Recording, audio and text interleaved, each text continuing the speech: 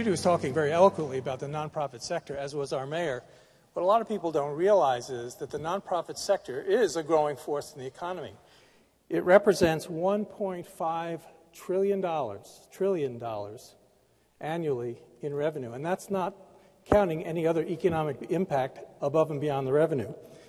Excuse me. 1 in 10 Americans is employed in the nonprofit sector, although as I look around the room, I think that ratio is probably higher. In Florida, there are 70,000 nonprofit organizations that generate revenues in excess of $33 billion. And if they were one entity, that would be the largest public company in the state of Florida.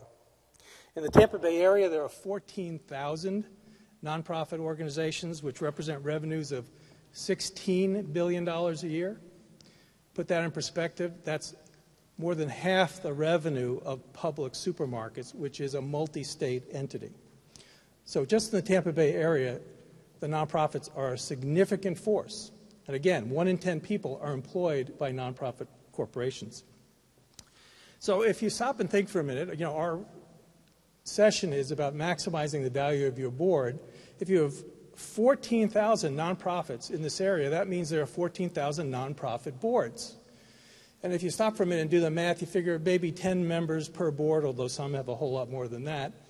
14,000 times 10 means there's 140,000 board members in the Tampa Bay area. Scary thought, huh? Well, I know your board members are all great. They get it. They're dedicated, and they love fundraising, right? I thought so. Well, maybe not all board members are perfect, and we're going to talk about how perhaps we can perfect some of those board members. Kind of give you some ideas or give them some ideas on ways to become better and use best practices. We're going to be introducing 3 outstanding community citizens. These are folks who have literally dedicated years of their lives to serving on nonprofit boards, and they do represent best practices in nonprofits. And I'm going to invite them to come on out. First is Martin Silbiger, Dr. Martin Silbiger, who's the chairman of the Straz Center for the Performing Arts. Welcome, Martin. Well, we'll do this here. The Straz Center for the Performing Arts is a 30-year-old institution, more than 30 years actually. Has a $30 million annual budget, 110-person staff, a board of 60 trustees, so you can imagine managing that, and this gentleman does.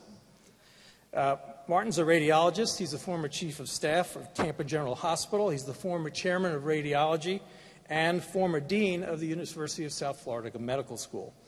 He's the founder of the University Diagnostic Institute, and in his spare time, he helps a few other nonprofits and is currently chairing the $25 million capital campaign for Metropolitan Ministries. And Martin, I'd like you to meet our crowd and share a little bit of your background and involvement in nonprofits. Sure. Thank you, Jeff. It is sort of interesting how you get into the nonprofit world. And I was thinking back as to what really got me particularly interested in this, and probably was my mother, because I remember, and some of you are much too young to remember this, but I remember boxes and boxes of March of Dimes folders where you would put a dime in for the March of Dimes and the polio epidemic that was going on in the 50s. And she was the head, I think, of every, we lived in a small community in rural Ohio, and I think she was the head of every organization there.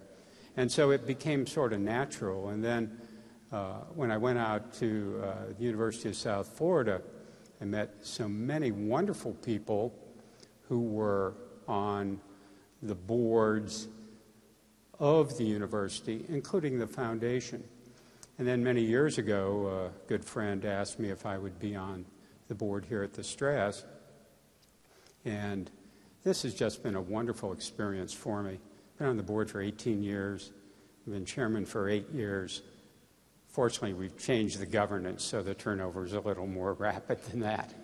But it's an opportunity to meet wonderful people, do a little bit of good along the way, and smile. Like, you know, when you work in hospitals all your life, you sort of don't smile all the time. But you come to the Straz, and it's always happy and fun and exciting, and you meet wonderful, wonderful people.